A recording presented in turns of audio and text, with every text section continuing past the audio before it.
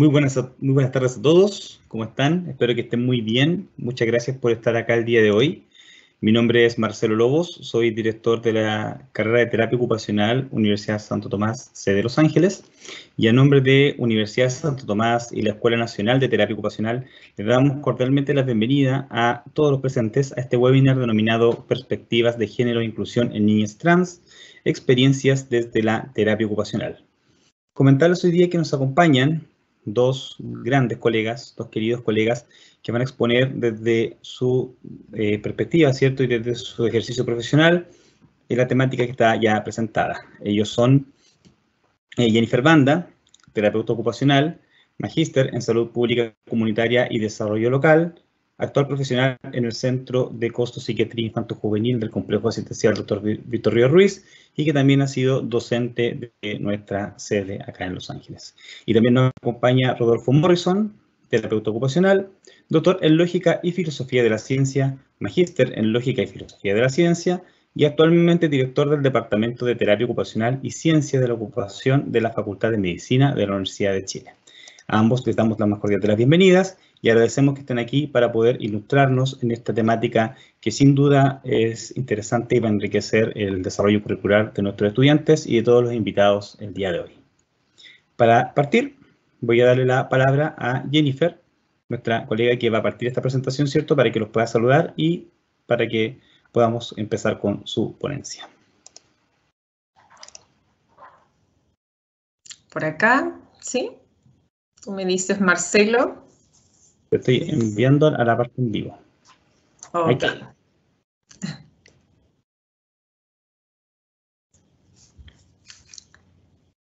Ya, colega, está al aire usted. Ok, muchas gracias, Marcelo, por esa presentación. Agradecerle a todos los que ya están conectados. Bienvenidas todas, todos y todes, ¿cierto? A este espacio, a este webinar. Muy contenta también de esta participación y poder aportar, ¿cierto? Un granito de arena a este conversatorio, a esta discusión tal vez posterior y análisis y reflexión. Así que ahí quedo atenta, Marcelo, a que podamos comenzar la presentación, como me voy a guiar un poco desde mi experiencia, que es principalmente chicos en la clínica, que es mi área de desempeño desde mi egreso ya hace unos cuantos años. Entonces, Marcelo, tú ya me presentaste, ya tenemos el título, así que avanza nomás a la próxima diapositiva. Ajá. Como les comentaba a todos quienes están escuchándonos, mi experiencia clínica o lo que yo les voy a compartir inicialmente para dar inicio a este webinar es una experiencia clínica desde el área de psiquiatría infanto-juvenil, que es de donde el área en que me he desempeñado en diferentes dispositivos, ¿sí? Tomando algunos conceptos de la importancia del desarrollo psicosexual, algunos otros conceptos relacionados a la identidad de género, orientación sexual, ¿cierto? Y un poco una pincelada a esta práctica que también es tan importante desde nuestra profesión, u otras también que se van complementando dentro de un equipo de salud.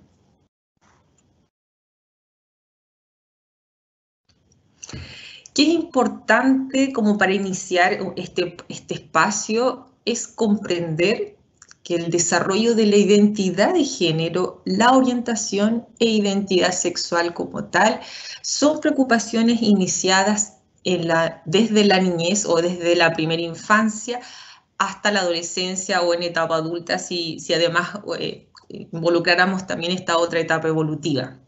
Este transitar empieza desde nuestros primeros pasos, empezamos a ser conscientes, también incluso inconscientes, de cómo nos vamos desarrollando en nuestro contexto más cercano, ya sea familiar, social y cultural.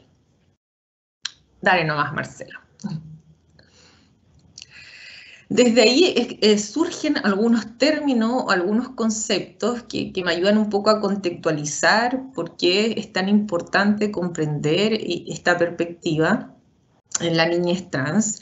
Uno es la identidad de género. Recuerden que comienza desde nuestra primera infancia y como término se refiere, para que podamos aunar algunos conceptos, a este sentimiento básico que es interno, es individual, de pertenecer a un u otro sexo, que generalmente corresponde a este sexo anatómico con el que nacemos, pero a veces puede no o sí coincidir con este sentimiento más básico, ¿sí? De cómo me siento parte o no de, y si es congruente con este sexo, como les explico, más bien anatómico. Este concepto en general abarca las emociones que tenemos en relación a cómo nos percibimos, ¿cierto? Las emociones, la fantasía, tiene que ver con las creencias, las motivaciones que sostienen la masculinidad o la feminidad, ¿cierto? Si nos abocamos netamente como a este concepto. Aunque también después uno pudiese cuestionar si solo existe lo masculino o femenino, pero yo estoy tratando de contextualizarlo para poder generar un discurso en común que se entiende más o menos, ¿cierto?, por identidad de género. ¿Sí? Dale, Marcelo, con la siguiente. Y desde ahí también es importante, o yo considero importante para ir contextualizando esta presentación, el tema de la orientación y la identidad sexual, que si bien se inicia con un despertar sexual en la prepubertad y se va consolidando a medida que vamos avanzando en las etapas evolutivas, ¿cierto?, a la adolescencia y ya incluso a la etapa adulta, existen diferentes tipos de orientaciones. Aquí yo coloqué algunos ejemplos, de repente la literatura nos muestran otros conceptos que pueden ser dentro de la diversidad y todos los otros elementos. Me quedo con algunos para ir aterrizando la información. El bisexual, por ejemplo, cuando hay una atracción erótico-sexual por ambos sexos, o si mi orientación sexual va a ser heterosexual, cuando hay una atracción erótica sexual por el sexo opuesto, o voy a desarrollar una homosexualidad, por ejemplo, cuando esta atracción se entiende que es por el mismo sexo, o una persona que se considera asexual, que este despertar erótico no está relacionada ni asumida, ¿cierto? Y no se logra definir como al respecto. Hay otras orientaciones, la literatura, chicos, hay más que leer, pero traté de centrarme en algunas para poder ir contextualizando un poco esta presentación. Vamos, Marcelo. Y desde ahí, con esta pequeña introducción, porque de verdad es un granito para poder comprender muchas veces por qué desde la clínica, ¿sí? ¿En qué momento necesita o se requiere apoyo de un equipo de salud? Considerando lo que ya hemos visto, el tema del desarrollo de nuestra identidad de género, de nuestra orientación sexual, ¿qué pasa? ¿En qué momento un niño, niña o adolescente requerirá, en este caso, de un acompañamiento de un equipo de salud? Y eso es súper importante, porque el transitar de una niñez trans o un adolescente, no necesariamente va a ser necesario ingresar, por ejemplo, a un equipo de psiquiatría, que es donde yo he trabajado por muchos años, sino es más bien otros elementos o otros síntomas que se pueden asociar a la vivencia que tenga ese niño, niña, adolescente o en este transitar de la niñez trans. Eso también es súper claro y que debemos tenerlo claro, que no necesariamente va a tener que ser atendido por un equipo de psiquiatría infantil solo por no sentirme, ¿cierto?, no sé, sentir como esta incongruencia con mi sexo biológico y cómo voy a ir acompañando esta niñez en el transitar. Así que para que eso les quede claro. Ahora, ¿en qué momento sí pudiese requerir el apoyo de un equipo de salud? Vamos, Marcelo.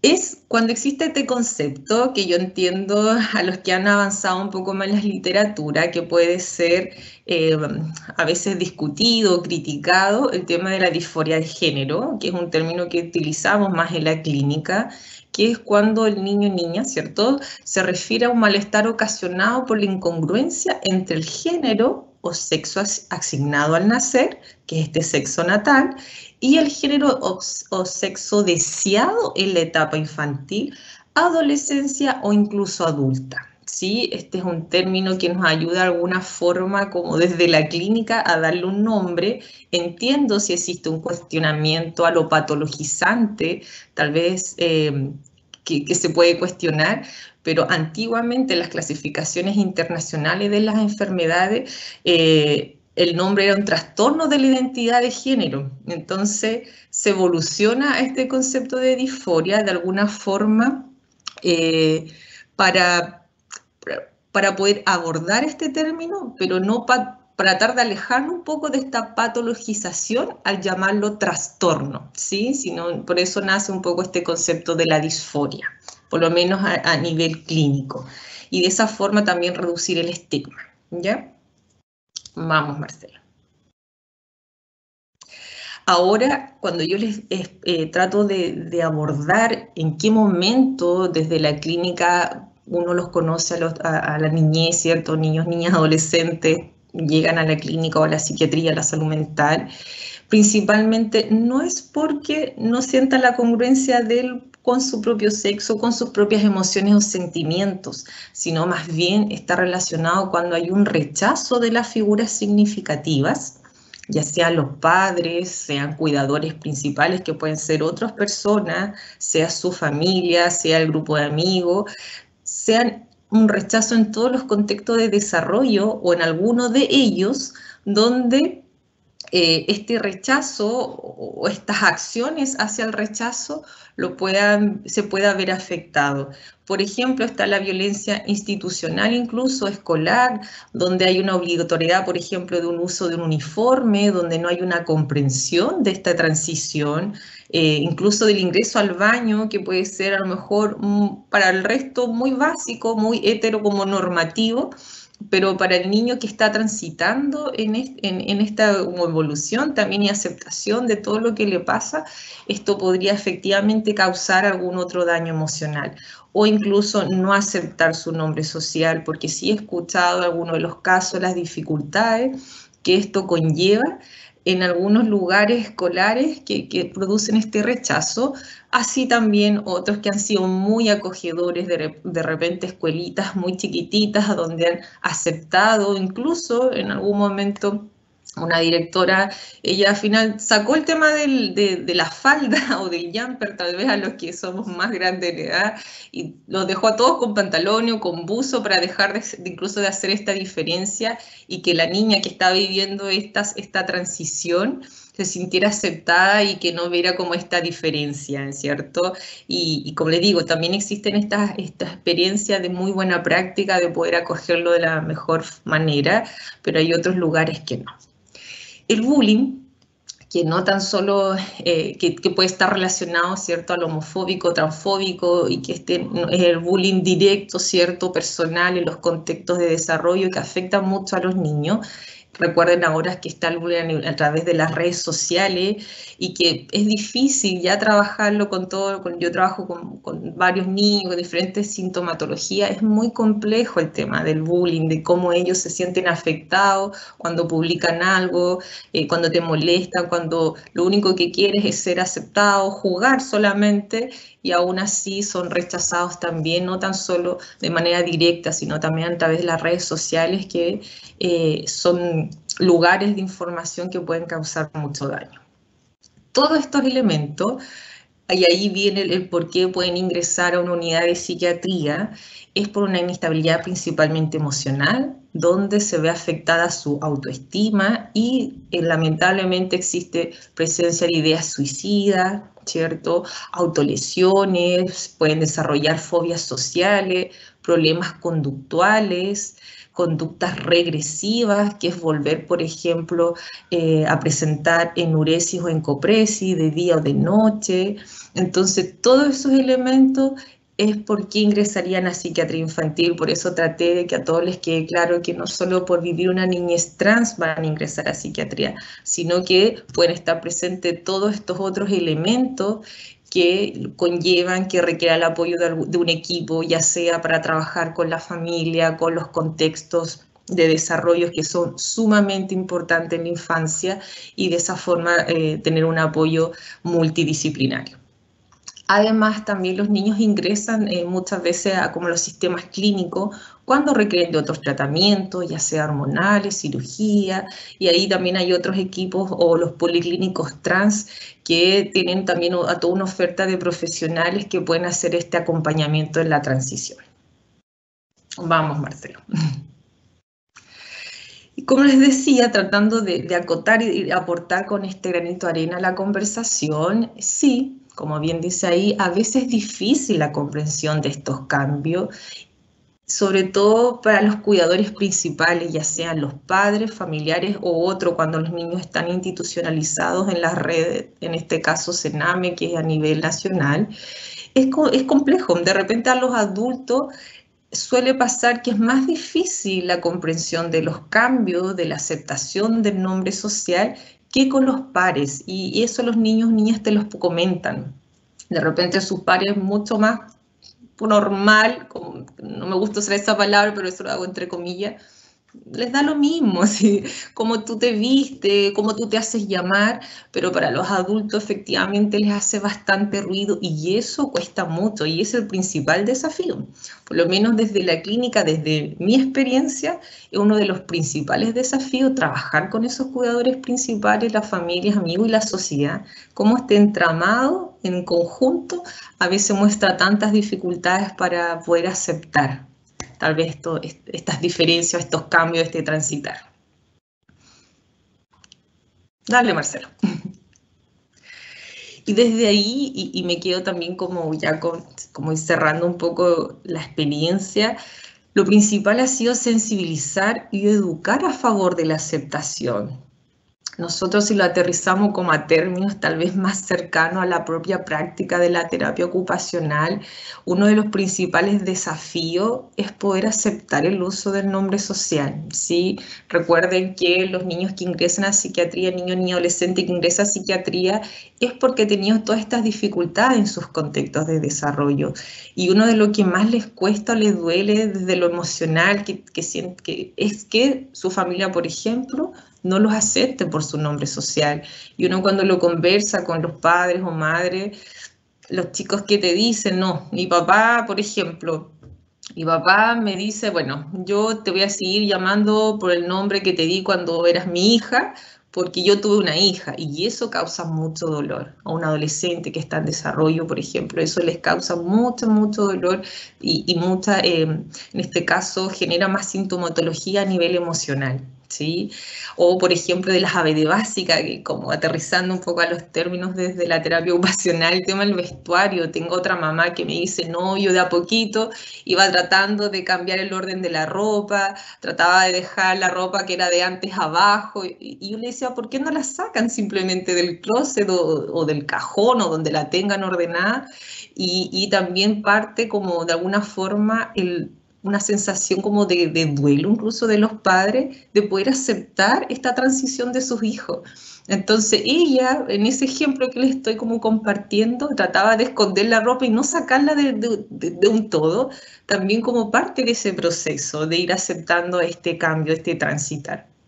Como hay otros que les ha pasado que en este rechazo, ¿sí? a estos cambios, al transitar de sus hijos, no le quieren comprar la ropa que ellos gustan, los obligan, y eso lamentablemente solo genera más sintomatología, más ideas suicidas, de hacerse daño o problemas conductuales que son significativos y que afectan en todo este desarrollo.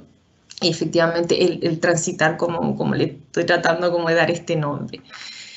Bueno, dándoles ahí algunos ejemplos, esto de el arreglo personal, por ejemplo, la aceptación de los accesorios, si usamos aro o no, el corte de cabello, que es súper importante, si se lo cortan, se lo deja crecer, eso ha sido súper difícil a veces, chicos, de poder trabajarlo. ¿Sí? Eso ha costado harto, como les digo, principalmente con los adultos, más que en este caso con el niño adolescente. Y ¿cuándo me ha pasado poder trabajar más el término tal vez con la persona que está viviendo este transitar? Es que en algunos casos, cuando ha sido tan restrictivo o rechazado en sus propios contextos, ahí sí uno tiene que trabajar la exacerbación de lo femenino o lo masculino. ¿Qué es lo que pasa? Si mi familia no me acepta, mis amigos no me aceptan, y el niño o niña busca, ¿cierto?, ser aceptado, exacerba como lo femenino, lo masculino que socialmente predomina, ¿sí? Un maquillaje muchas veces muy aumentado, mucho accesorio, mucho color rosado, para que esta familia, papá, mamá u otros, lo puedan aceptar y como gritando, por ejemplo, yo soy, este es mi nombre, yo me siento así. y aún así con esta exacerbación muchas veces siguen siendo rechazados. Ahí lo que se trabaja es cómo trabajar el término de lo femenino o lo masculino en cada caso, que no necesariamente tiene que estar de rosado para sentirse femenino, o no necesariamente es cortarse el pelo si se siente, ¿cierto?, más masculino, todo desde su despertar más bien emocional o sexual, ¿cierto? Y desde ahí sí nos toca como trabajar bastante esa área y a través de abordando los intereses, la importancia del diálogo, no tan solo con el niño o niña adolescente, sino también la reflexión y participación activa de todo el contexto de desarrollo. Yo desde que trabajo en esta área de infancia, que es principalmente mi experiencia clínica, siempre lo explico, es determinante cómo los niños, niñas, adolescentes son aceptados, son acogidos, son contenidos en sus contextos de desarrollo desde la primera infancia y va a determinar cómo vaya desarrollando, se vaya desarrollando, ¿cierto?, hasta su etapa adulta. Vamos, Marcelo, con ya la última.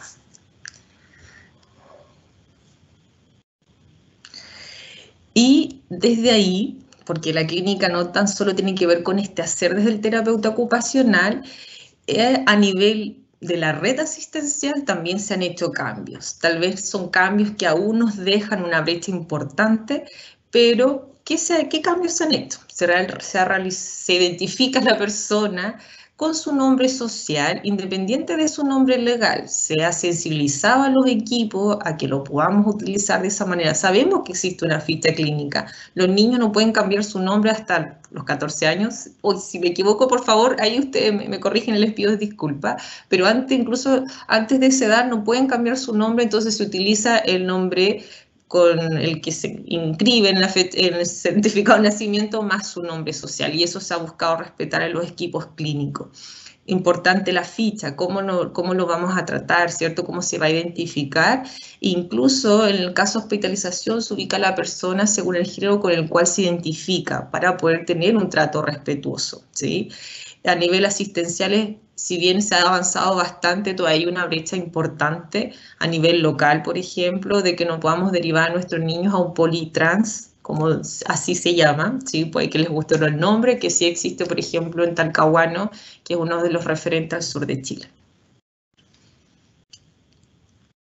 ¿Sí?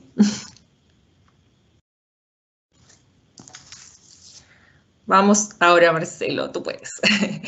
Chicos, y un poco para ir cerrando, me extendí, lo siento, Rodolfo, y sí es fundamental seguir aprendiendo, chicos, no tan solo con un leer, de informarnos, de qué pasa con las leyes, qué pasa con la teoría, con la práctica a nivel nacional e internacional.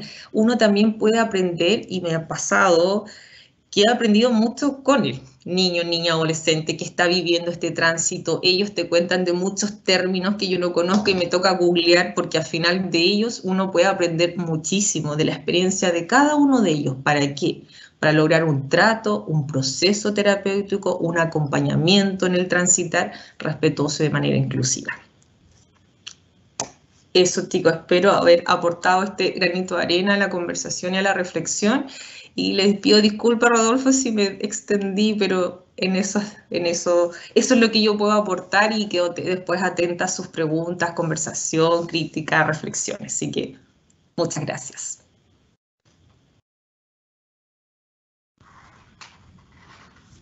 Pongo el audio. Gracias, Jennifer, por la presentación. Generaron algunas preguntas y algunas reflexiones que las vamos a dejar para el final, pero agradecemos mucho a algunas reflexiones bien personales que se fueron dando en el chat, y anímense a hacer sus preguntas, porque después de que contamos con la presentación de Rodolfo, vamos a dejar espacio para que ustedes puedan preguntar abiertamente a nuestros expositores. Y una vez que termine la exposición de Rodolfo, los voy a invitar a, por favor, llenar una encuesta que vamos a dejar de satisfacción respecto con la actividad, que indudablemente va a servir para poder generar más instancias de este tipo, ¿cierto?, de diferentes temáticas, y ir mejorando también los procesos. Y ahora los voy a dejar con Rodolfo para que nos pueda comentar, primero saludar y contarnos sobre su presentación. Hola, Marcelo, muchas gracias. Al aire. Muchas gracias. Ahora sí, muchas gracias también por la presentación, Jenny. Me encontré súper interesante esa experiencia de la clínica. Creo que es muy valiosa para hacernos pensar en la diversidad de aspectos que como terapeutas podemos colaborar, ¿no? Así que, bueno, mi presentación va muy complementaria a la tuya, como en el otro lado. Mi experiencia no es clínica, mi experiencia es básicamente en dos ámbitos. Pensando en la inclusión, ¿no? Principalmente en el ámbito educativo, en mi experiencia en colegios, y en el ámbito teórico también. Ahí hemos estado haciendo un trabajo interesante con algunos colegas. Así que eso es súper, voy a estar muy motivado por compartirles estas experiencias. Marcelo, ¿te parece si yo presento? ¿Es posible? Porque quiero ir como, hay algunas cosas que voy rápido. Se puede tocar nomás. Trata de compartir con YouTube. Sí, comparte más de YouTube. ¿Quieres compartir? Ya. Te voy a poner ti mientras en la parte en vivo y tú comparte nomás y ya, listo. Ahí está, ok. Súper. ¿Ahí lo están viendo? No, te están viendo a ti. Ahora están viendo la presentación. Ahora sí, ya. Y se cambia, pueden ver que se cambia bien, ¿no? Sí, ahí, yo creo. ¿Pruebo? Ya, estupendo. Sí. Súper, gracias. Ya, es que algunas cosas voy a ir haciéndolo un poco rápido, en función del tiempo también, entonces prefiero llevar el control. Gracias. Ok, entonces básicamente lo que quiero compartir hoy son algunos antecedentes y conceptualizaciones teóricas, un poco sobre las problemáticas desde algunas teorías respecto a la cuestión del género y la inclusión. En un segundo momento quiero compartir brevemente mi experiencia en un proyecto de extensión que hicimos desde la universidad, específicamente en la inclusión de niñas trans en diversos colegios. Y para finalizar, hacer comentar un poco algunos desafíos que podemos pensar desde algunos informes internacionales y de algunas experiencias también más en la práctica, ¿no? Entonces, algunos antecedentes, estos datos no están muy actualizados, les pido disculpas por eso, pero me parecen que eran interesantes, ¿no? Son de hace 6, 7 años atrás, que es un informe de la Comisión Interamericana de Derechos Humanos, y esto es en Chile, ¿no? 286 personas trans fueron asesinadas, además de 67 casos de violencia grave, ¿no? Y el 80% de estas víctimas tenía menos de 35 años. O sea, vemos que hay una problemática tremendamente importante. Y muchas de estas situaciones de violencia se deben a distintos aspectos, ¿no? Principalmente vinculados a la exclusión, a la discriminación y a la violencia que ocurre dentro de la familia, en las escuelas y en la sociedad en general. A la falta de reconocimiento de la propia identidad, a la alta criminalización y a la vinculación de condiciones de trabajo riesgosas que hacen más vulnerables a las personas trans para la violencia. Es decir, hay una serie de factores que se van sumando, ¿no? Y que se desencadenan en actos de violencia, ¿ya? Aquí hay un primer punto que me interesa resaltar muchísimo, que tiene que ver con dejar de pensar que la vivencia de las personas trans es lo problemático y desplazar el problema a la sociedad. Es decir, el problema está afuera, no está en la persona, ¿no? El problema es el afuera que no incluye, el problema es el afuera que discrimina, el problema es el afuera que excluye y ejerce violencia, ¿no? Por tanto, ahí hay un punto relevante que tiene que ver específicamente con que en Chile, por ejemplo, se ha faltado el principio de igualdad y no discriminación de las Naciones Unidas, pensando desde una perspectiva de derechos, ¿no? Es decir, Chile ha adscrito algunos principios que no se están respetando respecto a las vivencias de las personas trans. Una segunda cuestión interesante tiene que ver con algunas problemáticas desde una perspectiva teórica que aparecen cuando pensamos en las niñas trans, ¿no? Un primer punto tiene que ver con el adultocentrismo y la heteronormatividad, que lo vamos a ver enseguida.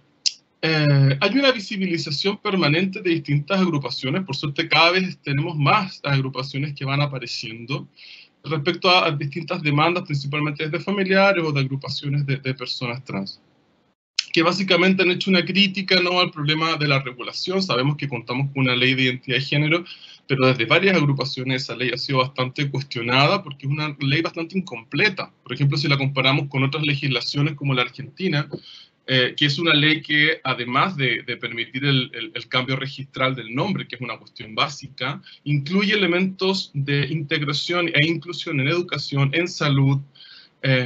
Existe la ley, por ejemplo, dentro de esa misma ley se exige que el 1% de las personas en cargos públicos tenga que ser una persona que se identifica como trans, es decir, hay acciones concretas para incluir a las personas trans en esos espacios, porque de lo contrario, el solo cambio de nombre registral no es una cuestión que vaya a resolver una problemática importante de violencia, ¿no? Por tanto, y aquí vemos que hay una situación concreta de cómo el contexto identifica y lee a una persona, ¿no?, trans versus una persona cisgénero en términos del sexo asignado al nacer y de su percepción respecto al género, ¿no? Entonces, ¿cuáles son estos ejes problemáticos? El adultocentrismo principalmente tiene que ver con esta alusión a la forma de dominio, ¿no?, y una hegemonía social que se establece en términos de las personas adultas sobre las personas menores, ¿no?, niños, jóvenes y personas mayores incluso. Por tanto, hay una forma de entender que hay varias críticas y teóricas que piensan que esto se relaciona directamente con una concepción neoliberal que tiene que ver con la productividad, ¿no? Por tanto, la edad productiva sería aquella representada por la adultez y todas las otras edades tienen que llegar a ese punto, ¿no? Y si ya han llegado, después ya no siguen funcionando. Por tanto, el adultocentrismo opera desde esa lógica. Por tanto, son las personas adultas quienes toman las decisiones o las decisiones que más valen. Por tanto, las otras decisiones dejan de tomar o de tener una relevancia en ese espacio. Entonces, lo que ocurre es que hay un modelo aquí que se impone desde un privilegio del ser adulto, en tanto la construcción de un modelo de relación y de estructura de la sociedad, ¿no?, donde las perspectivas del mundo que van a percibir son las únicas válidas y que van a visibilizar estas opiniones respecto a las demás personas, lo que repercute en la no consideración, por ejemplo, de la opinión de niñas en sus propias identidades, que eso fue lo que directamente pasó, por ejemplo, ¿no?, con la ley de identidad de género, donde las niñas fueron excluidos de esa normativa, ¿no?, bajo esta lógica adultocentrista. Y hay otro concepto que es la heteronormatividad, donde se representa la heteronorma como conceptualización, que implica un sexismo, ¿no?, en términos de lo heteronormativo, es decir, lo normativo es lo heterosexual. Por tanto, toda nuestra sociedad se construye en base a esa heteronormatividad. Y quienes estamos fuera de esa heteronormatividad representamos, de cierta forma, un punto, ¿no?, de fuga, de exclusión, de cierta forma, de estos parámetros esperados, ¿sí? Por tanto, aquí hay una cuestión que aparece directamente vinculada a la educación, ¿no?, y se construye, se establece en base a un determinismo biológico, entre comillas, porque también es una construcción, pero tiene que ver con cómo se establecen estas polaridades, ¿no?, hombre, mujer, lo femenino, lo masculino, que señalaba Jenny también. Por tanto, se establece que, de cierta forma, a priori, todas las personas nacemos o hombres, ¿verdad?, o mujeres, y vamos a ser heterosexuales, es decir, hay un binarismo ahí de género que es tremendamente reduccionista para pensar toda la posibilidad y gamas, ¿no?, de posibilidades humanas. Por tanto, esto repercute en una forma de organización social que va a ser, ahí debería ser dogmática, ¿no?, preestablecida y dogmática, y que se va a reproducir de forma permanente. Entonces están estos dos polos, ¿no?, el ellos, el ellas, y lo otro, ¿no?, como si pudiésemos encajar ahí, y quienes no encajamos, bueno, quedamos como lo otro, ¿no?, lo que está fuera de ese espacio heteronormativo. Entonces la heteronorma, aquí hay otro esquema que establece este binarismo, ¿no?, estas relaciones dicotómicas, hombre-mujer, masculino-femenino, las sexualidades, heterosexual, homosexual, relaciones pareja-soltero. Es como si fuera la única forma de entender la sexualidad y nuestras propias vivencias, donde no existiese más, ¿no? Y lo que está fuera de este esquemita, que es muy simple, porque la heteronorma establece esta simpleza de pensamiento, porque ahí el problema. Lo que queda fuera de este esquema, lo que no se puede representar, se excluye, ¿no? Y aquí algunos ejemplos, bueno, que sabemos que tienen que ver con estereotipos de género, ¿no?, lo azul, lo rosa, y todo lo que implican esos espacios. Por tanto, se establece un espacio directo para pensar la heteronorma como el punto de llegada, por ejemplo, de una sociedad ideal, de cierta forma, ¿no? Y nuevamente lo que está fuera de esa heteronormatividad va a ser excluido. Y eso se representa constantemente. Estamos todo el tiempo reproduciendo estos estereotipos de género. Y aquí cualquier persona que haya hecho un regalo, por ejemplo, para un baby shower, sabe que esta foto, por ejemplo, representa muy bien y un esquema polarizado. Llegamos a las tiendas de niños, todo rosa, todo azul. Y eso es lo que finalmente hace, reproducir una dicotomía permanente, ¿no?, que excluye a las personas que no se sienten representadas en esos espacios. Entonces, ¿qué ocurre con esto? La identidad de género, por supuesto que va a estar pensada desde esta perspectiva, va a estar construida desde esta noción, y hace muchísimo daño a las personas que no se sienten representadas con estos espacios, es decir, con esta cierta congruencia entre identidad de género, orientación sexual, etc. Entonces no voy a entrar aquí en estos conceptos porque ya los señaló Jenny. Y aquí lo importante sí es pensar cómo el adultocentrismo y la heteronorma repercute en la evaluación y juicio respecto a la identidad de género y a la orientación sexual de las personas, ¿no? Por tanto, todas las vivencias que se entienden como vivencias trans van a quedar totalmente fuera de este espacio y van a ser problematizadas durante mucho tiempo, patologizadas, todavía existen en manuales diagnósticos, nos señalaba Jenny, por ejemplo. Por tanto, todas estas cuestiones van a ser tremendamente criticadas por los espacios de las personas trans, ¿no?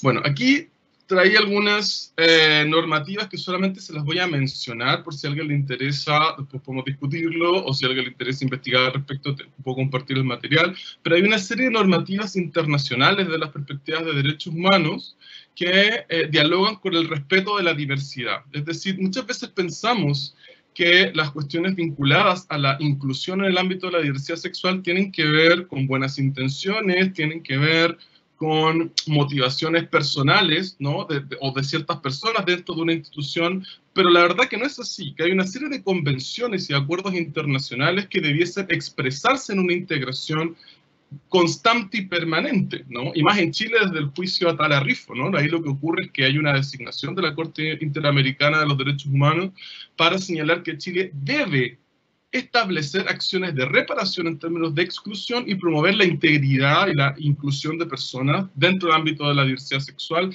en todos los espacios, a la vez que debe educar a los funcionarios públicos en ese espacio. Por tanto, hay una cuestión que tiene que ver con un mandato legal que podríamos discutir si ocurre o no ocurre, ¿no? Entonces, desde estas convenciones internacionales hay una determinación que Chile debiese tomar y que no toma, ¿no? Por otro lado, existen los principios de Yogyakarta, que son principios orientadores que lo que hacen es dar un enfoque más específico vinculado a la inclusión dentro del ámbito de la diversidad sexual en distintos, ¿no?, en distintos espacios de educación, de salud, ¿no?, y en todos los elementos que se aparecen vinculados a la integración.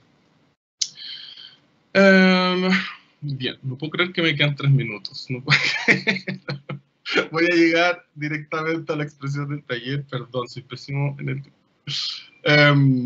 Estoy acostumbrado a hacer clases de 3 horas y esto es un problema, estoy mal acostumbrado. Tranquilo, no te preocupes. Quiero llegar acá. Gracias. Me interesa llegar a estas críticas también, ¿no? Hay una perspectiva que intenta dar cuenta y mostrar cómo son las infancias de niñas y niños trans, ¿no? Y muchas veces estas iniciativas son respondidas por espacios de, por ejemplo, de exacerbación de ideologías de odio, ¿no? Recuerden cuando apareció en Chile el mal llamado bus de la libertad, que en realidad era el bus del odio, lo que implantaba ahí directamente, atacando un libro, ¿no?, que estaba diseñado para niñas y niños, que era el Nicolás tiene 2 papás, ponía el eslogan este autobús, ¿no?, el Nicolás tiene derecho a un papá y una mamá. Y ese autobús venía desde España, financiado desde el País Vasco, en donde se hizo una campaña similar en contra de las niñas trans, en donde señalaba algo así como que no te engañen, las niñas tienen vulva, los niños tienen pene, solamente, ¿no? Entonces vemos que estos movimientos hacen muchísimo daño, ¿no? Estos movimientos conservadores y habitualmente vinculados a movimientos de ultraderecha hacen muchísimo daño a las vivencias y los procesos de inclusión, porque intentan invisibilizar y construir fuera de estos espacios heteronormativos, ¿no? Nuevamente excluyen desde estos espacios, ¿no?, a la diversidad finalmente humana. Entonces son elementos que son tremendamente dañinos. Entonces, para ir cerrando, quisiera compartir brevemente la experiencia que hemos tenido nosotros considerando estos antecedentes en términos de algunos talleres que realizamos, este es el nombre del proyecto, talleres itinerantes de diversidad sexual, identidad de género en establecimientos educacionales de la zona sur de la región metropolitana. Básicamente trabajamos en San Bernardo, ahí tuvimos la mayor cantidad de colegios. Nuestra experiencia tenía que ver con generar espacios de sensibilización directamente con distintas organizaciones, ¿no? Principalmente establecimientos educacionales y con la comunidad educativa de los colegios. Y aquí, bueno, fue un proyecto participativo desde el Departamento de Terapia Ocupacional de la Facultad de Medicina, junto al Hospital El Pino. Bueno, todavía está la Oficina de Diversidad Sexual en el Hospital El Pino.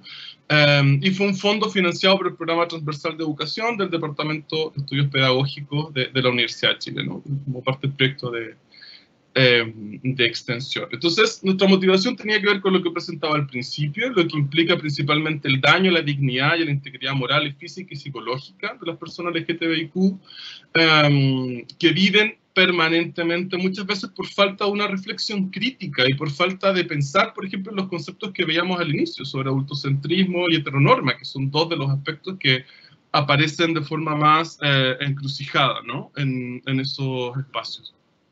Por tanto, ahí una de las cuestiones centrales tiene que ver con que estas problemáticas, ya vimos que ocasionan muchísimas muertes, ¿no?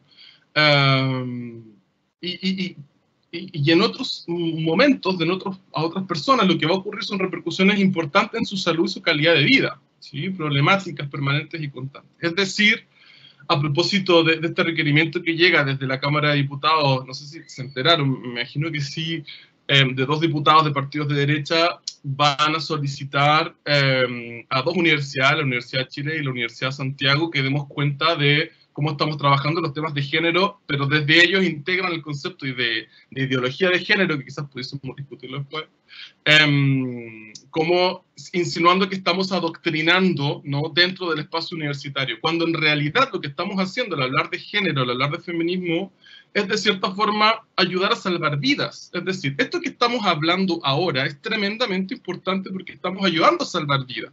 Estamos diciéndole a un niño trans que está bien ser como es.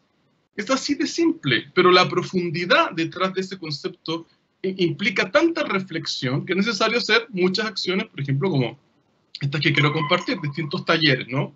Y nuestro objetivo tenía que ver con eso, con generar un espacio de sensibilización.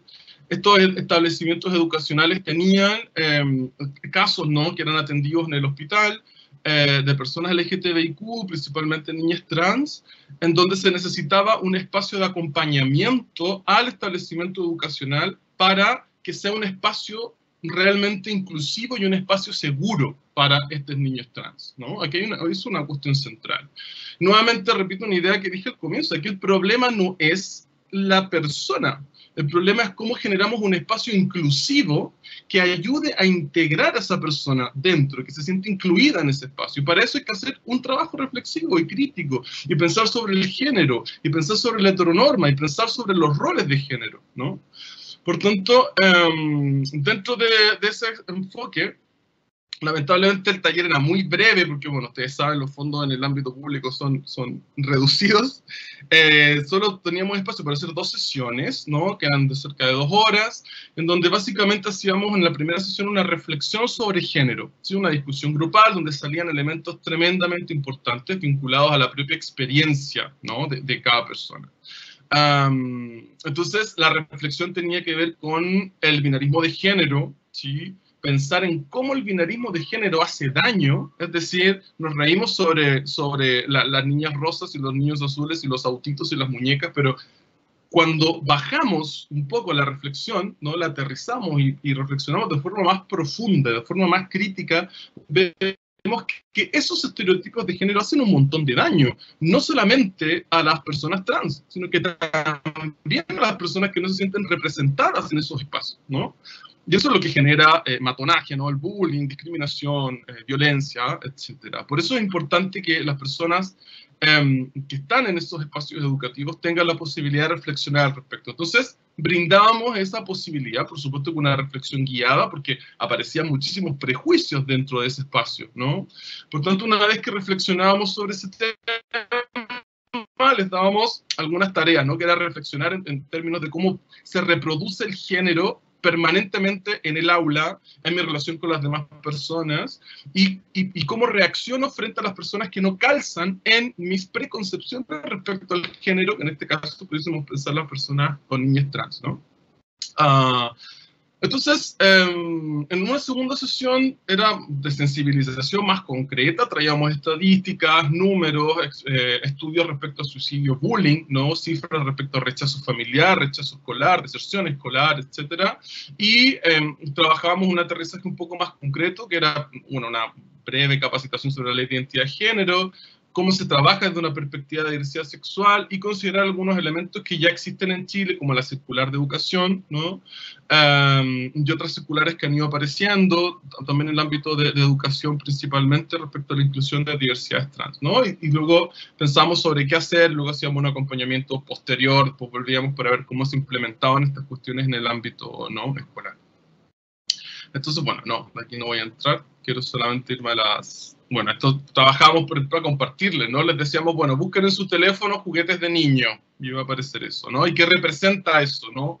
Acción, ¿no? Inteligencia, destreza, qué sé yo, violencia, y luego busquen juguetes de niña, ¿qué representa? Cuidado, sensibilidad, ¿no? Delicadeza, cosas así. ¿Cómo vamos reproduciendo esos estereotipos en nuestros espacios, ¿no?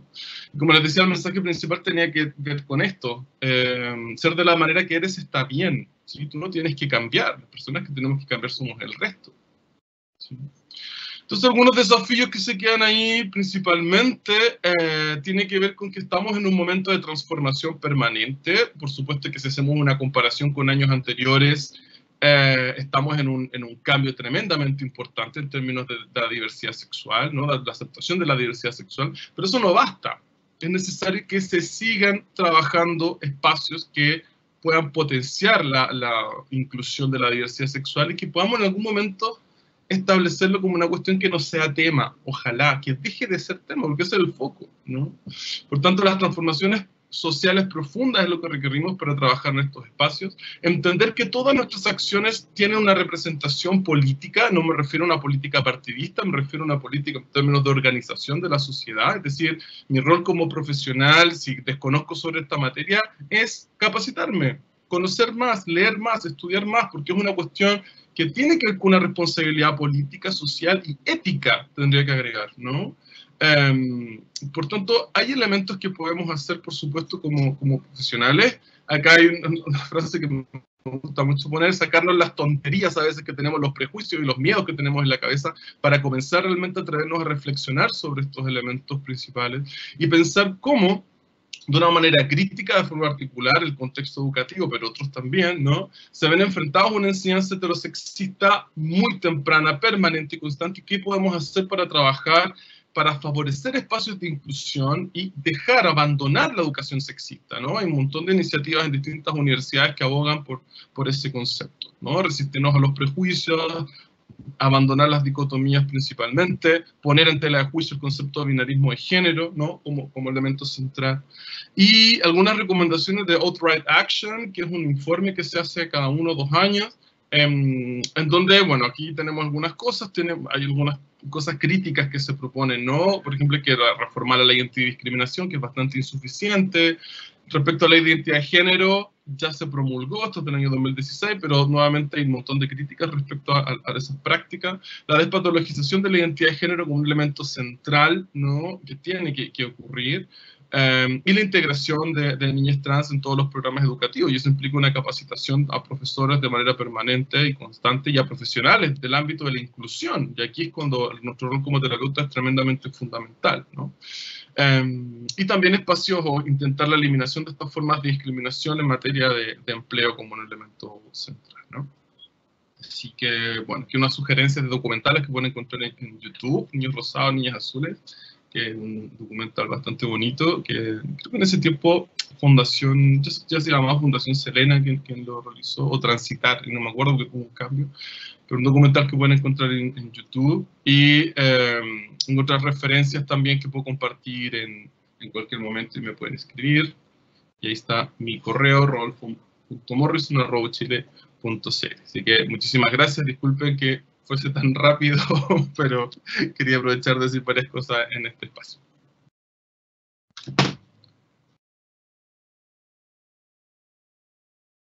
No, está bien. Si en realidad cuando los temas son interesantes, uno como que quiere seguir conversando y quiere seguir aprendiendo, porque en el fondo no es un tema que, por ejemplo, en el pregrado se trabaje mucho, se trabaje de forma tan concreta, ¿cierto? De forma tan implícita.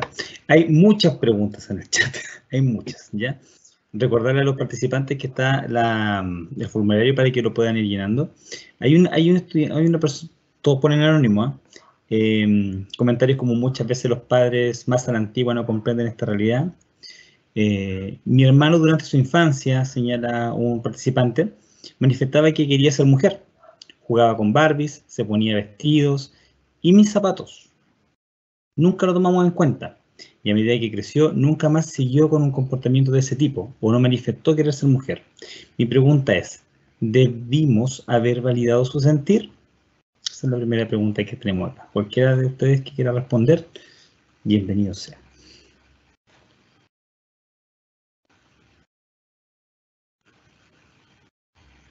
No sé, Jenny, no voy a activar mi micrófono, sorry. Efectivamente, tratando de entender cómo esta reflexión de la persona que nos envía esta pregunta, este NN, efectivamente es súper importante validar ese sentir. Muchas veces, o yo lo he escuchado o lo he leído, el temor a que, de acuerdo a los prejuicios, a estas tonterías que nos explica un poco Rodolfo, ¿cierto? Tenemos cosas muy, muy socialmente incorporadas. Existe este temor, tal vez de nuestra educación, de nuestros contextos de desarrollo, que puede ser que pareciera que a etapa más adulta o personas con más edad les cuesta comprender, que puede ser incluso una etapa, ¿sí? Del niño o niña que busca explorar. ¿Sí? Explorar otros elementos, otro espacio en su contexto de desarrollo. Sí hubiese sido importante siempre dejar explorar al niño, no restringir, o porque está jugando con muñecas, que eso se escucha bastante, o porque está jugando con autito, al revés, ¿cierto? Y tratamos de canalizarlo solo a lo que socialmente estamos acostumbrados y muchas veces restringimos esta exploración que es tan natural también, ¿sí? Y que es esperable de un niño, que es creativo, que es curioso, que es intuitivo también de poder buscar y explorar su espacio de desarrollo. Así que eso por lo menos yo podría comentar. Rodolfo, no sé si tú quieres complementar con algo más. No, estoy súper de acuerdo contigo. Respondería lo mismo. Dejar a veces de pensar que por jugar con un juguete estás definiendo tu identidad de género, tu orientación sexual y todo, ¿no? Y como que fuese un proceso cerrado. Yo creo que lo importante es pensar que hay que validar constantemente todas las decisiones que tomen las niñas. O sea, ahí está el tema central. Dejar este miedo, ¿no? Muchas veces las principales problemáticas que se generan son los miedos de las personas adultas en términos de lo que más se escucha, ¿no? Que lo van a molestar, que no sé qué, que bla, bla, bla, que bla, bla, bla. Pero eso a la larga es lo que hace más daño. Una familia que acompaña, una familia que valida los intereses de las niñas, es una familia que fortalece esa autoestima, está fortaleciendo esa identidad. Por tanto, ese es el primer paso. Así que, no, súper de acuerdo contigo. Gracias por las respuestas. Otra pregunta es, ¿cómo saber identificar cuando un niño o niña está pasando por este proceso trans? Ya que está Rodolfo cantando. Sí, no, a ver, creo que hay una cuestión central que tiene que ver con, a ver, está súper descrito en la literatura que no existe una pauta que te vaya a decir que si una niña o un niño hace tal cosa, va a ser una persona trans. Como tampoco existe algo que te pueda definir tu orientación sexual. como tampoco hay algo que te pueda definir nada, ¿no? Lo único que está definido es el momento y la decisión que se está tomando y que se está actuando en ese momento. Yo creo que hay una cuestión tremendamente importante que tiene que ver con intentar de dejar de poner estas etiquetas a tan temprana edad también. Hay casos en que las niñas manifiestan de forma explícita, incluso hay experiencias de los 3 años, ¿no? ¿Y qué hay que hacer con eso? Acompañar, respetar, que la familia trabaje ese proceso de darse cuenta, ¿no? De que tiene que acompañar, eso es el elemento esencial.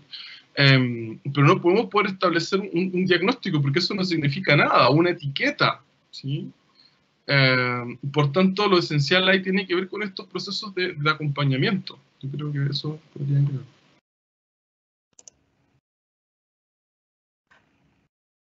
Jennifer.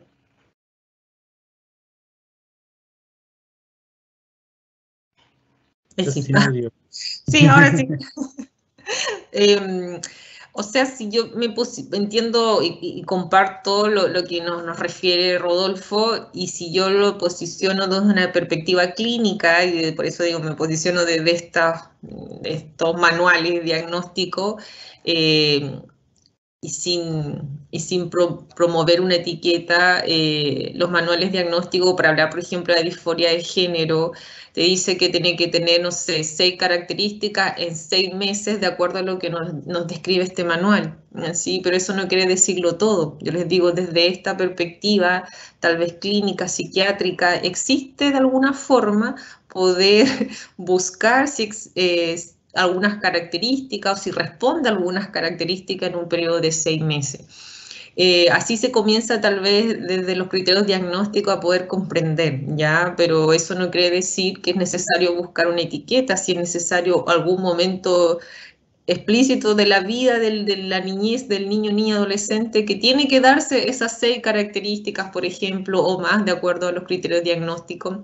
No necesariamente tiene que ser así, pero sí existe desde los manuales, como le digo, desde esa perspectiva clínica, un poco esta categorización también, si se busca como una etiqueta de alguna forma, ya que no es el ideal, pero sí la disforia de género tiene que tener algún tipo de caracterización para que se utilice, por ejemplo, como un criterio diagnóstico. Eso quería aportar. Gracias.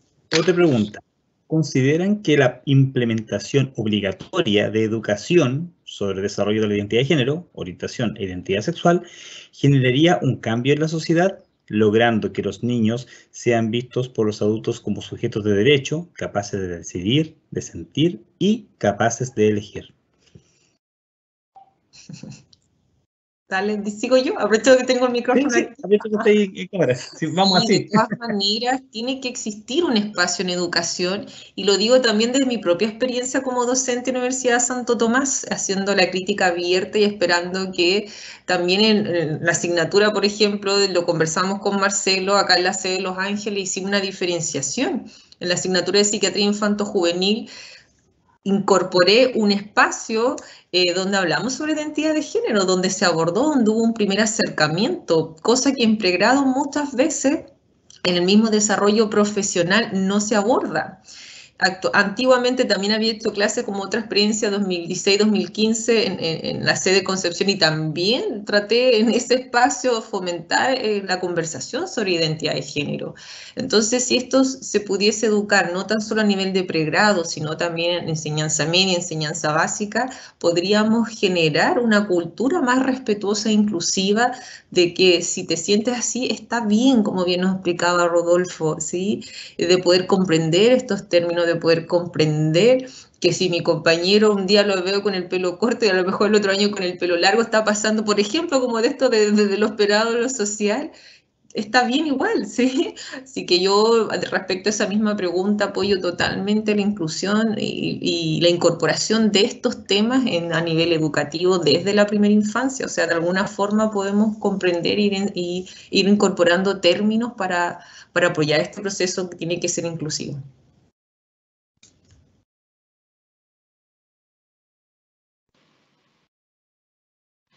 Sí, yo quisiera agregar que es una responsabilidad también, que que tiene una dimensión política, ética, como mencionaba, teórica. Creo que es una responsabilidad importante de las universidades, sin duda, pero no solamente, o sea, hay una responsabilidad individual ahí también en términos de poder hacer una formación en género. Hace poquito salió un estudio en The Lancet, que es una revista muy importante, donde se hizo una revisión sistemática respecto a los programas o sea, los programas que tenían un éxito en términos de prevención de la violencia cuando se trabajaba desde un enfoque género. Y son muchísimos, ¿sí? No tantos como quisiéramos, porque esto fue una revisión internacional, pero se daba cuenta de cómo se previene la violencia cuando se habla de género. Y sabemos que la violencia es un iceberg, lo tienen que haber visto en un montón de páginas, ¿no? Que tiene que ver con acciones que son pequeñas en un inicio, que están a la base del iceberg, pero termina con matonaje y con asesinatos. O sea, hay una cuestión ahí central de educarnos en términos de temáticas de género, asumir nuestra obligación, ¿cierto?, al respecto, y dejar de pensar, como dicen muchas veces otras voces, ¿no?, que estos elementos pueden ser dañinos para la sociedad. O sea, ¿dañinos para quién? ¿Quiénes son las personas realmente que están sufriendo cuando no hablamos de género, cuando no validamos sus identidades, cuando no valoramos la diversidad realmente como corresponde, ¿no? Entonces creo que hay una responsabilidad ahí nuestra también en ese espacio, ¿no? Otra pregunta que va también como un poco tomándose de esa línea final que se dice es, ¿qué opinan que los medios de comunicación deberían tener más aporte en esta inclusión y conocimiento, sobre todo para aquellas personas que no tienen los medios o conocimientos para buscar la información? Sí, siguiendo con esa, me parece muy atingente la pregunta. Creo que hay por suerte ha cambiado muchísimo en los últimos años, rápidamente ha cambiado. Yo creo que eso ha dependido muchísimo del movimiento feminista, gracias a eso, ¿no? Las formas en que, por ejemplo, la diversidad sexual se representaba en la televisión, ¿no? En donde se construía una caricatura.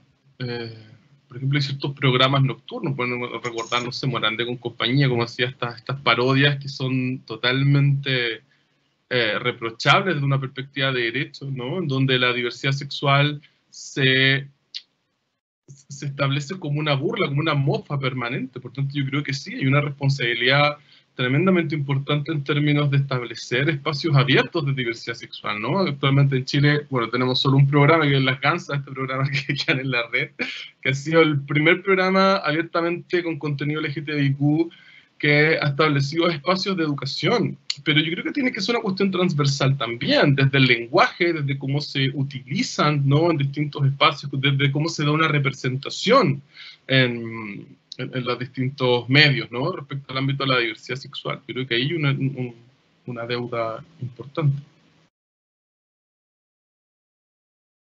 Me sumo totalmente a las palabras de Rodolfo, Marcelo. Creo que lo dijo de una manera maravillosa, ¿sí? Y que da cuenta un poco de este transitar también de los medios de comunicación y sus avances, que si bien han sido significativos, nos queda mucho todavía por crecer, ¿sí? De manera tanto personal, de cómo nosotros también vamos manejando nuestro propio lenguaje a nivel individual y como sociedad. Todavía nos queda bastante y los medios de comunicación efectivamente podrían cumplir un rol mucho más importante del que ya han estado cambiando y cumpliendo un poco en poder apoyar. Mira, cada vez están llegando más preguntas. Yo voy a aprovechar lo que señalaba Rodolfo, dejar los correos de ustedes a disposición por si hay más preguntas que se puedan comunicar, ¿ya? Porque de verdad que hay alta participación. Mira, aquí voy a leer una pregunta que puede ser controversial, que es un poco política. Dice, en consideración al nuevo escenario político que se iniciará este mes de noviembre, donde es casi seguro que tengamos una segunda vuelta en la carrera presidencial, y en caso de ser así, se enfrentarían Gabriel Boric y José Antonio Kast. ¿Cuáles creen ustedes que será el futuro para esta temática y la comunidad en sí en ambos escenarios? Yo me voy a retirar ahora después de esa pregunta.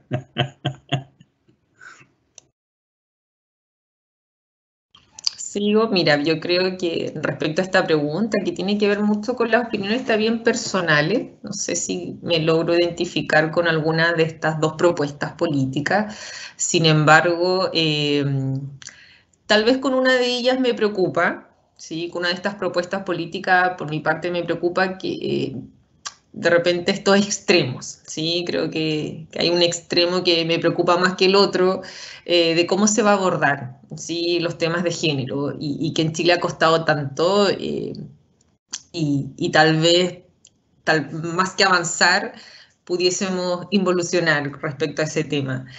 Y tiene que ver también con creencias respecto a las propuestas, ¿sí? de estas ambas líneas políticas, ¿sí? Como les digo, a mí me preocupa más una que otra, que la siento más extrema tal vez en este contexto, y esperemos que ahí las organizaciones y los movimientos no se apaguen, sino que retomen con fuerza, poder no verse minorizado, ¿sí?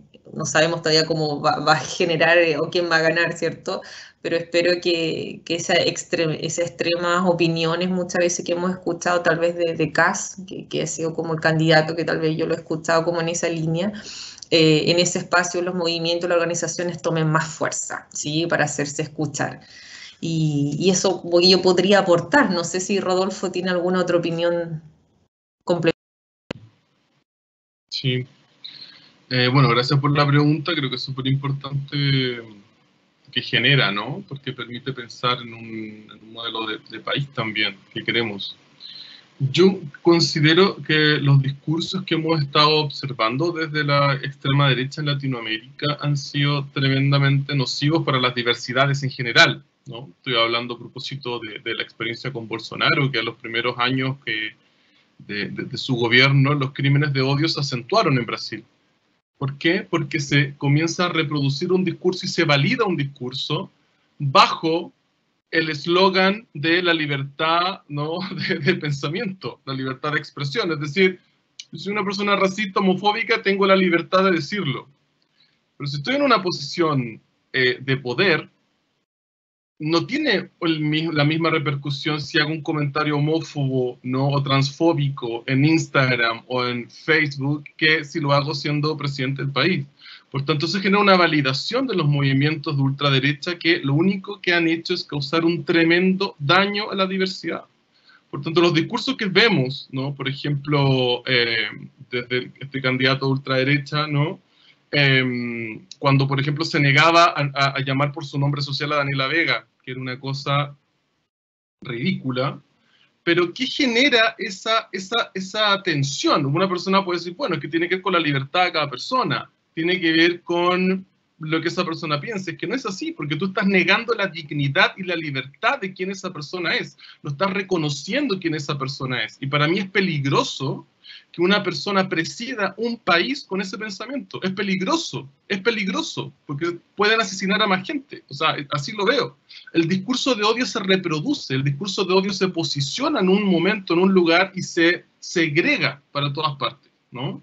Hace un tiempo estos discursos no aparecían y producto de la fuerza que ha tenido esta ultraderecha, estos discursos se han empezado a posicionar nuevamente. Lo hemos visto con, bueno, los ejemplos de Trump, ¿no? Y lo que pasó en Estados Unidos respecto a las personas trans excluidas del ejército, donde luego tuvo que venir otro presidente para decir, no, sí pueden estar dentro.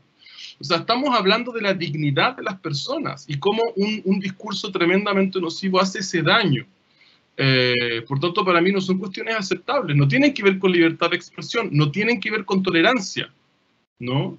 Tienen que ver con cómo el prejuicio es tan grande y tan importante para establecer unos propios intereses que construye un egoísmo y una coraza que impide respetar la diversidad. Por tanto, eso me parece peligroso. Muchas gracias por la pregunta. Fíjate que eran varias preguntas, sí, pero puse una. ¿De dónde se debería comenzar este cambio, como para ir terminando? ¿En la familia, en la educación escolar, en la salud, etcétera? Continúo que estoy en directo. En todos lados, yo creo que hay que apuntar a distintas bases, en distintos espacios, en el ámbito de salud, en el ámbito de educación y en educación en todos los niveles. Yo creo que nuevamente pensar desde las perspectivas de género, insisto, salva vidas. O sea, estamos hablando de vidas acá, estamos hablando de dignidad de vidas, no estamos hablando de dejarle a una niña, un niño, un niñe vestirse como quiera simplemente porque es un capricho, no, estamos hablando de cómo esa simple acción está construyendo su identidad y cómo la validación de esa acción en un espacio social, ¿no?, permite la inclusión de esa vida en un espacio. O sea, es así de profundo el tema, ¿ya? Por tanto, estas temáticas tienen que ser transversales. Tienen que ser transversales. En la Universidad de Chile estamos intentando que estas cuestiones se aborden desde...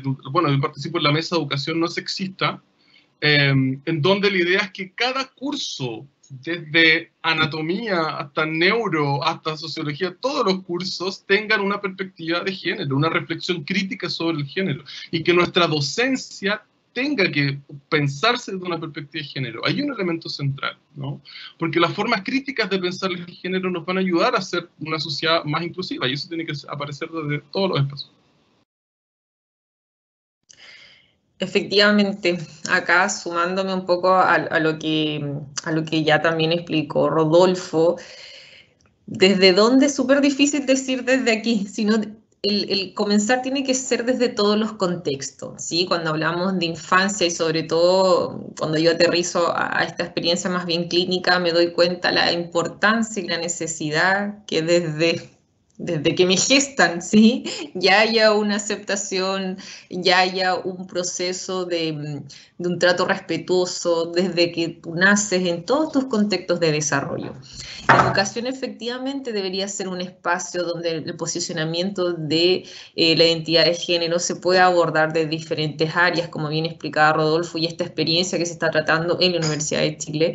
Pero ahí estamos también hablando de pregrado, ¿cierto? Posgrado. ¿Qué pasa en la primera infancia, con el jardín infantil, ¿cierto? Que son como estos primeros espacios de socialización de los niños para poder trabajar cómo ellos van a ir creciendo en un contexto respetuoso, aceptando la diversidad de todos los compañeros, ¿cierto?, que existen en el aula. En los últimos años el bullying ha acrecentado mucho en infancia y ha sido lamentable que la escasa tolerancia de las mismas diferencias en los niños ha generado un daño tremendo en muchos de ellos, que ha aumentado incluso la tasa de suicidalidad en Chile, ¿sí?, en niños, niñas y adolescentes, y que ha ido incluso disminuyendo la edad. Entonces, poder abordar estos temas de poder aceptar al otro como un legítimo otro, como bien leí por ahí, ¿cierto?, es súper importante en los primeros espacios de crecimiento en la primera infancia, y efectivamente también en las formaciones profesionales de todas las índoles, no tan solo salud, sino que en todas las áreas de formación. Así que por ahí yo complemento la respuesta.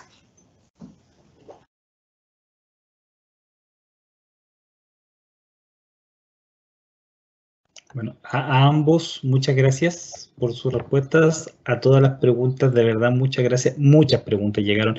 Pido disculpas enormes a todas las preguntas que no pude haber leído, ¿ya? Pero en honor al tiempo tenemos que ir terminando ya este proceso. De todas formas, este webinar también va a ser incorporado al canal de YouTube de la Escuela Nacional, donde también, si que lo permiten, los expositores podemos poner sus datos de contacto para que ellos puedan, para que nuestros asistentes puedan comunicarse con ellos y hacer todas las preguntas que deseen, ¿cierto? Para ir terminando, unas palabras finales que quieran dar, algún cierre que quiera dar cada uno. Voy a darle paso a Jennifer para que pueda hacer algunas palabras, y después voy a dejar a Rodolfo también para que nos diga algún adiós. Primero, agradecer a todos los que participaron en este espacio, agradecer la instancia también de conversación. Es necesario, es importante, es relevante generar instancias donde podamos abordar estos temas, este tema que tal vez ha sido tan receloso el trato, ¿cierto?, desde las propias formaciones que tenemos cada uno o como nosotros hemos ido aprendiendo tal vez de manera individual. Creo que es un desafío de cada uno de ustedes y de cada uno de las personas que nos rodean, invitarlos a informarse, a educarse, ¿sí? ¿De qué se trata? ¿Por qué es importante como sociedad poder trabajar la inclusión y comprender la diversidad de cada uno de nosotros? Así que yo agradecer simplemente este espacio y espero que sea uno más a todos los que tal vez puedan venir para poder tratar temas que muchas veces incluso no están en las mallas académicas. Así que siempre invitar, Marcelo, el desafío, como te expliqué, poder incorporar estos temas en la misma malla curricular de la Escuela de Terapia Ocupacional que nosotros trabajamos, además con estos temas de inclusión, para que no sea ajeno y que no solo a lo mejor algunos se hayan visto beneficiados de poder ya tratar el tema en pregrado y no esperar hasta posgrado, ¿cierto? O solo verlo de manera individual. Así que agradecer el espacio y a cada uno de ustedes por compartir estos minutos o un poquito más de una hora. Muchas gracias.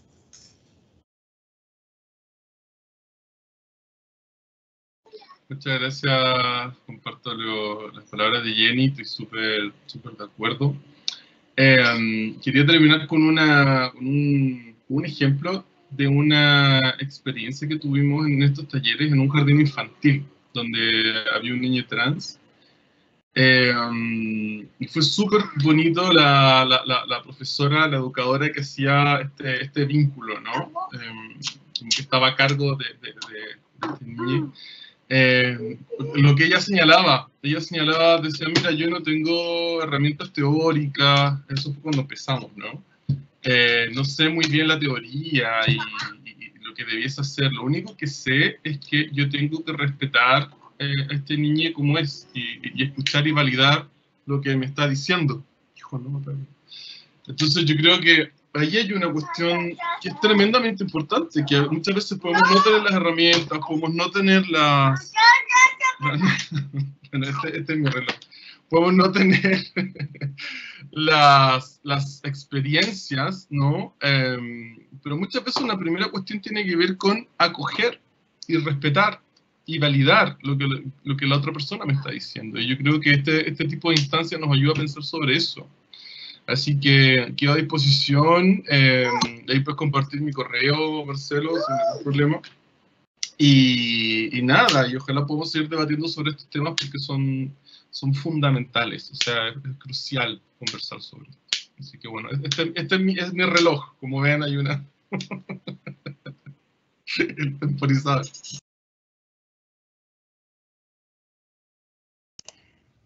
Un maravilloso reloj, ¿qué quieres que te diga? El mejor del universo, no hay nada mejor que eso. Bueno, agradecido totalmente del tiempo, la disposición, las ganas que pusieron en esta presentación tanto Jennifer como Rodolfo. Espero que, al igual que lo que dijo Jennifer, ¿cierto? Igual que lo que ustedes piensan, que esta sea la primera de muchas donde podamos tocar estos temas, donde podamos conversar y entender mejor estos temas, porque muchas veces lo hablamos, pero pocas veces lo podemos interiorizar a concho. Y lo que ustedes señalaban, el respeto, la tolerancia, los valores que son tan necesarios hoy en día para poder construir sociedad, esperemos que se propaguen, ¿cierto? Y que sea bien infeccioso, más que el COVID. Así que muchas gracias a todos nuestros asistentes también por quedarse hasta el final. Tuvimos una muy buena convocatoria y nos veremos en otra actividad. A nombre de la Escuela de Terapia Ocupacional de la Universidad de Santo Tomás, les doy las gracias totales por estar acá, por presenciar esto, por ser parte de esto, por todas sus preguntas y sus comentarios. Un enorme abrazo y nos estamos viendo. Chao, chao. Chao, gracias. Chao, chao.